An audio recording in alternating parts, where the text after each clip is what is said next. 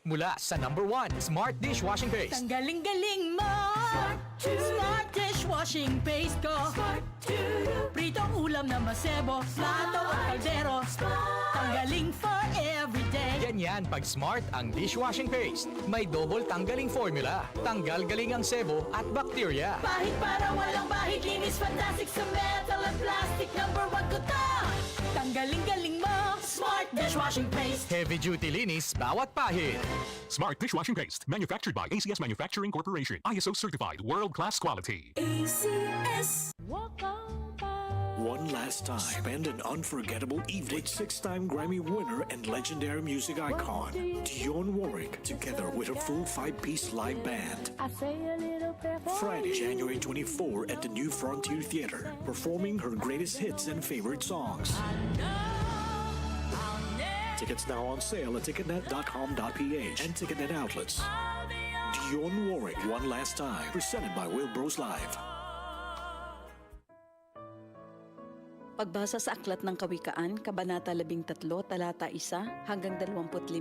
Ang anak na may unaway nakikinig sa kanyang ama, ngunit walang halaga sa palalo ang paalala sa kanya. Natatamo ng mabuti ang bunga ng kanyang kabaitan, ngunit ang ninanasan ng masama ay puro karahasan. Ang maingat magsalita ay nag-iingat sa kanyang buhay, ngunit ang taong madaldal ay nasasadlak sa kapahamakan. Ang tamad ay nangangarap ngunit hindi natutupad, ang hangarin ng masikap ay laging nagaganap. Ang taong matuwid ay namumuhi sa kasinungalingan, ngunit ang salita ng masama ay nakakahiyang pakinggan. Ang mabuti iniingatan ng kanyang katuwiran, ngunit ang masamay ipinapahamak ng likong pamumuhay. May taong nagkukunwang mayaman subalit wala naman, ngunit ang iba'y nag-aayos mahirap bagaman sila ay mayaman. Ang yaman ng isang tao ay pantubo sa kanyang buhay, ngunit sa isang mahirap, ito ay hindi nakababahala. Ang matuwid ay tulad ng maningning na ilaw, ngunit ang masama ay lamparang namamatay. Ang kapalaluan ay nagbubunga ng kaguluhan, ngunit ang pakikinig sa payo ay nagbabadya ng karunungan. Ang kayamanang tinamo sa daya ay madaling nawawala, ngunit ang kayamanang pinaghirapan ay pinagpapala. Ang matagal na paghihintay ay nagpapahina ng kalooban,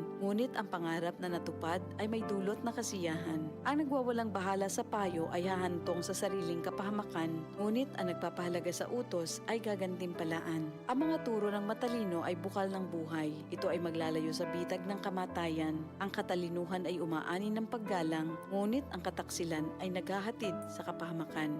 Ang katalinuhan ng isang tao ay nakikita sa kanyang gawa. Sa kilos ay nakikilala ang taong walang unawa. Ang masamang tagapagbalita ay lumilikha ng kaguluhan, ngunit ang mabuting tagapamagitan ay lumulutas ng alitan. Kahihiyan ng kasasadlakan ng hindi nakikinig sa saway, ngunit ang tumatanggap ng payo ay mag-aani ng karangalan. Ang pangarap na natupad ay may dulot na ligaya, ngunit ayaw iwan ng masama ang kasamaan niya. Ang nakikisama sa may unawa ay magiging matalino, ngunit ang kasama ng mangmang ay masusuong sa gulo. Ang hinaharap ng masama ay kahirapan sa buhay, ngunit sagana ang pagpapalang sa matuwid ay naghihintay. Ang matuwid ay nag-iiwan ng pamana hanggang sa kaapu-apuhan, at sa matuwid na uuwi ang naipon ng isang makasalanan. Ang bukid ng mahihirap may pangakong kasaganaan, ngunit ito'y nasasayang dahil sa kawalan ng katarungan. Mapagmahal na magulang, anak ay dinidisiplina. Anak na di napapalo, di mahal ng magulang. Ang matuwid ay sagana sa lahat ng kailangan, ngunit ang masama ay palagi namang nagkukulang.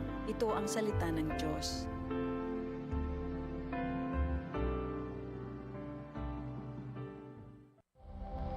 Ito ang DCXL News. 558 kHz. 6 na dekadang maaasahan sa balita at serbisyo publiko. Ang himpilan ng RMN Network sa Mega Manila. Live sa radyo at online.